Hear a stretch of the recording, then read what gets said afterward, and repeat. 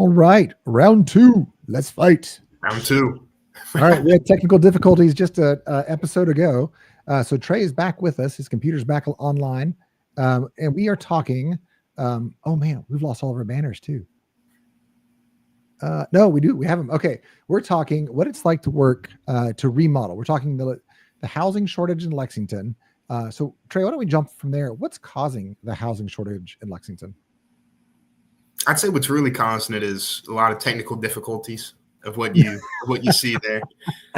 No, the same with technical difficulties of whether it be in a job and we open up a wall and maybe there's some mold there or something going on that we need to correct.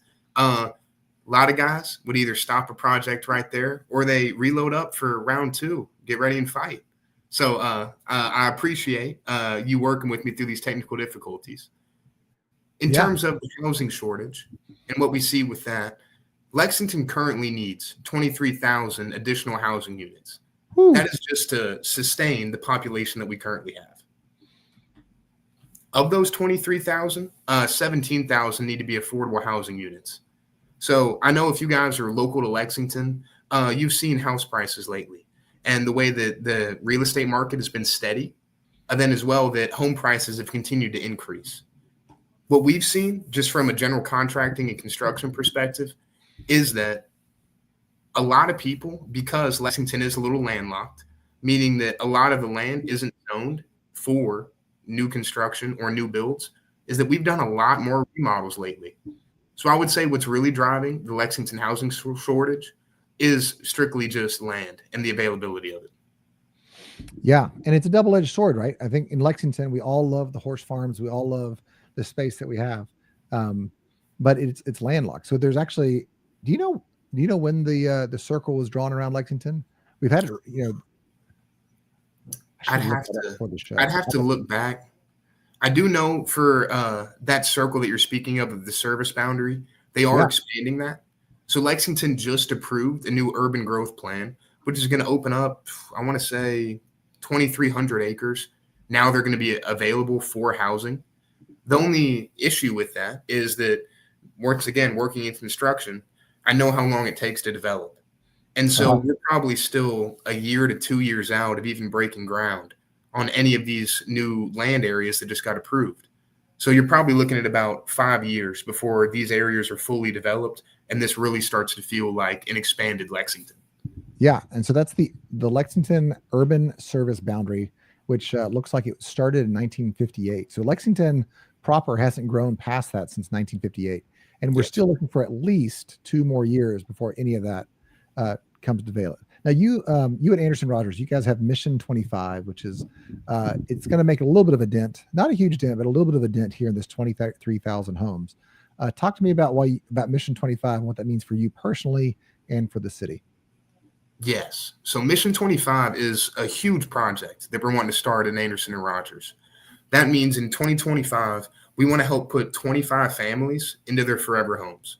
Whether if that is with this new urban expansion and Trey, I want to build my new forever home and have this be a new build, or maybe this is an existing home that I've lived in for the past 20 years, but I want to turn this into my forever home. So 25 and 25, that's one of our biggest goals in Anderson and Rogers. I love it. One of the things I like about that is the idea of upcycling your current home. Going and getting your forever home doesn't mean I have to move homes. It means that I need to take a look at the spaces that I currently have and rethink them. And sometimes you can do that with Pinterest. You can do it. And sometimes that's something you need a little bit of help with. So does Anderson Rogers, do you guys do new design work, or do you guys start from an architectural drawing and then just do the build side? Yes, we can do either in both of those scenarios. Whether you're coming to us with, hey, I've just got an idea of what I want to do, or I've got full architectural plans and everything's drawn up to a T. We can help in both of those scenarios. We do have our own in-house designer as well, meaning that we are full concept to creation. If you've got a dirt patch of land and Trey, I want to build a home out here, or I want this to be my new commercial facility, we can do either of those for you. Love it. So we started this right as you got kicked off the last segment here, or the technical glitches. Red and green flags. Give me some red and green flags for general contractors. So here I am. I'm a homeowner. I want to remodel my kitchen. I want to remodel my bathroom. I mean, that's like a $50,000 project? Like what's your average project size for a room remodel? I would say for a room remodel, we usually like to float around the $40,000 as a minimum, just of looking at a room. Our reasoning for that is because we want to make sure we're doing things the right way. One of the biggest red flags that I see with contractors, or just general contracting in general, is if somebody never tells you no. That is a huge red flag. Sincerely, if you're watching this and you've got a home remodel going on, and anytime you're asking a guy, hey, can we add this? Can we change this? I want it to look this way or that. A good contractor is going to work with you and say, yeah, this is going to increase your budget though. Yes, but it's also going to impact XYZ area. If I'm coming to you and I've got requests and my general contractor is just telling me, yes, yes, yes, we can do it, no problem, and they're never talking about budget or the way things are changing, that's a big red flag. No, I get that totally. I was in engineering for ages and government contracting specifically. And as a contractor, it's very tempting to say, yeah, we can do that.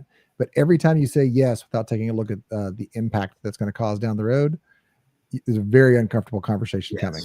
Yes. So there's always a trade-off. And I love that. So first red flag is don't trust them if they say yes all the time. That's a major red flag. All right. Give me one or two more red flags that you should watch out for on general contractors.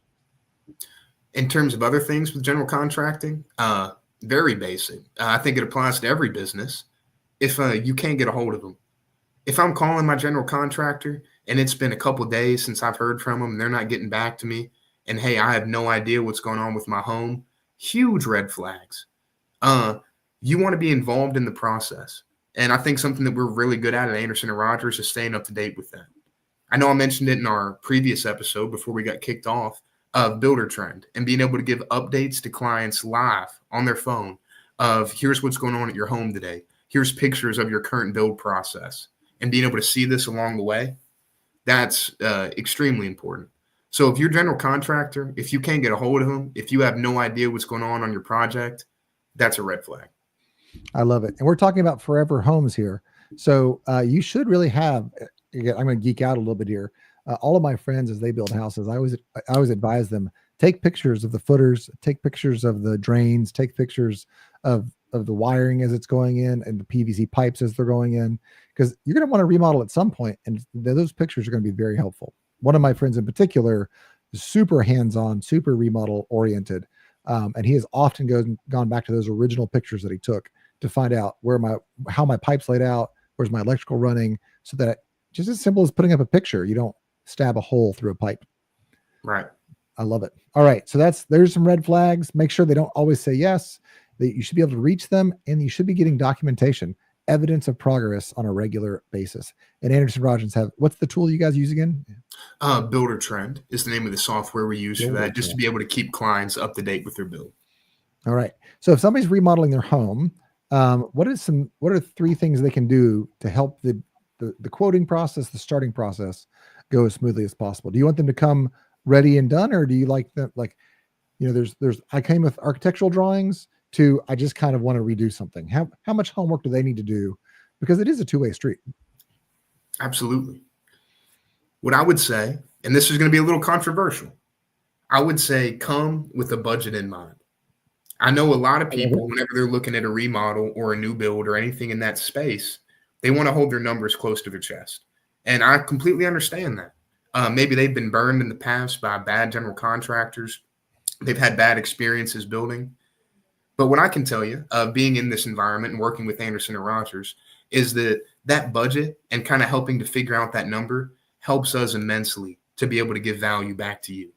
Because whether if it's, hey, this is a budget that we can work with, or maybe it's at a different price point, but we know people who we can send you to maybe help more with specifically your issue or problem.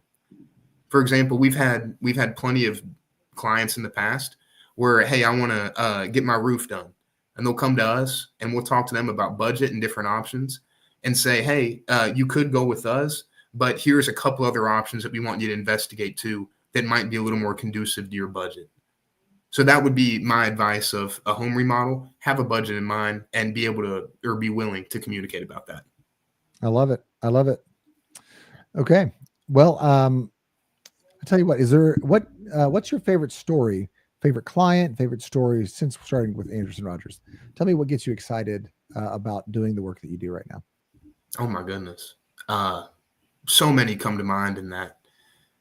I could talk about a project we've got going in Cynthiana, Kentucky, of converting an Amish farm into, now it's going to be a home as well as a wedding venue, and seeing some of the absolute beautiful progress they're making there. I think one of my favorite projects that we've done, though, sincerely, would be a beef harvesting facility that was also in Cynthiana, Kentucky. This was a small local business that did beef processing. And COVID, I think, was really the groundbreaker for them, of realizing the supply chain issues and, hey, I can't supply my community with the product and the quality that they're used to. Then now of us being able to come in, build this facility for them, and beyond anything, make sure it's done the right way. Anytime you're in a commercial build, codes and regulations are going to be a factor. Especially with a small town like Cynthiana, Kentucky, you want to make sure you're being a good neighbor and things are done environmentally friendly. So of being able to build this facility and then see the impact in the community, oh my goodness, that was by far one of the coolest projects that I've been able to be a part of. That's cool. I'm resisting grabbing my tinfoil hat. I'm a huge proponent of buy local and having locally self-sustaining ecosystems. I think it's massively important. I love the efficiencies of big business, but the small business has always been Main Street, not hometown Main Street, not Wall Street, has always been the backbone of America. That's cool to hear about. Well, so that's an example, folks, of why you should choose Anderson and Rogers. Reach out to Trey, Schadt. They do commercial building. They do commercial building. They do forever homes. They have the experience to work with the regulatory environment, as well as just take care of you and do it the right way. We've talked about some red flags. We've talked about some green flags. What I want you to do is reach out to Chad or Trey. Tell you what, Trey, I'm going to give you the last 30 seconds of the show here to kind of to plug what you're excited about, and then we're going to close her out. 25 forever homes in 2025. If you have ever thought of, hey, 2025 might be the year that I'm looking at that new home, I'm looking at a remodel, man, I want to build a new facility for my commercial business. No matter what that is, sincerely, give us a call and we can have a conversation. Even if we're not the right fit, I promise that we can provide value and help you along in your process. All right. That's Trey Schadt with Anderson and Rogers Construction. We will catch you guys later. Thank you, Drew.